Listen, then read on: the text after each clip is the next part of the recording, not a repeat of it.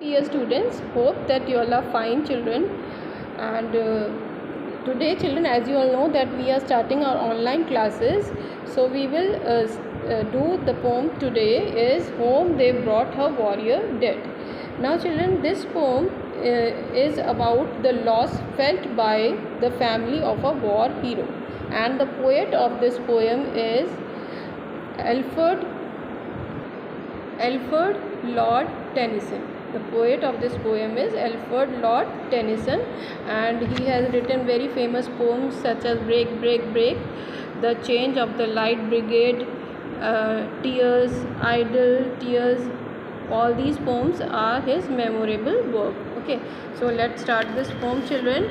Now, this poem, as I have already told you, is a tragic poem in which we have been told about the loss felt by the family of a war hero. Now, in this poem, children, this poem tells us the story of a woman who lost her husband in a battle. Okay, so let's start the poem. The first stanza. Home they brought her warrior dead, she nor swooned nor uttered cry. All her maidens watching said, she must weep or she will die.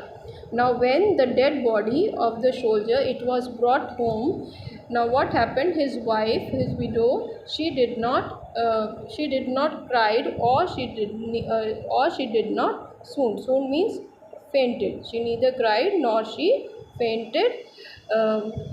Her grief, children, was so overwhelming that she cannot even cry. She didn't faint or swoon or make even a noise. Now her friends, all her maidens means all young women who were collected there, when they watched this, that the widow of the dead soldier, she is neither crying nor fainting, not expressing the grief. Okay, so they thought that she might die if she did not weep, or if she did not weep as she should do. They believed that if this woman did not grieve, the pain she refused to set out would eventually kill her. Okay, now see the next stanza. Then they praised him soft and low, called him worthy to be loved, truest friend and noblest foe, yet she neither spoke nor moved. Now the people who were collected there, those who were around the dead man, they praised him. The people, they praised him. They talked about his life. They talked about his life, about the good that he did. Okay, they called him worthy to be loved, and they talked about the kind of friend he was to them. They called him true and noble. Yet the wife of dead man could not speak nor move. She remained still. No amount of reminiscence seemed to bring tears to the widow's eyes. She was yet unmoved. She was unable, children, to accept the death, though people around her spoke of him and paid tribute to his memories. Now, third stanza. Third stanza. Stole a maiden woman from her place, lightly to the warrior stepped, took the face cloth from the face, yet she neither moved nor wept. Now, in order to make her cry, in order to make her express her grief, now one of the young women, she got up from that place and she went near the dead body of the soldier. So children, because the young woman she refuses, because the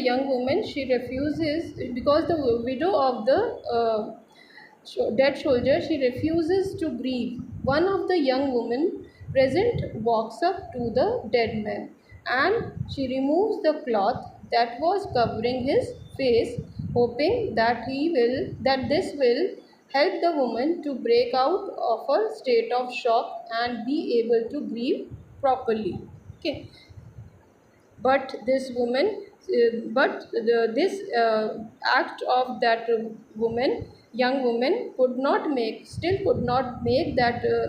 widow to come out of a state of shock. She neither moved nor she wept.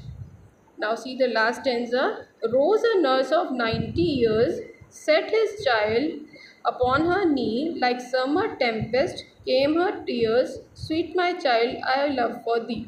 Now, what happened? A woman of 90 years who was a nurse, she got up from her place and she placed the child of the widow on her knee. And as soon as the woman, that nurse, she placed the child on the widow's knee, her tears came out like a violent storm, and she cried, Sweet my child, it is for you that I live. Now, children, through this stanza, the speaker finally reveals the reason for the widow's silence. She has not been in shock or disbelief like the people around her thought. Rather, children, she was paralyzed with fear. She did not think about her own pain at losing her husband. Rather, children, she thought of the poor child. It was not until she saw the child's nurse sit the child upon her knee that she burst forth in uncontrollable tears that came like a summer tempest, and she cried, Sweet my child, I love you thee. So, this is your poem, children. Uh, Go through it thoroughly, and we will do the next chapter in the next video. Thank you. God bless you.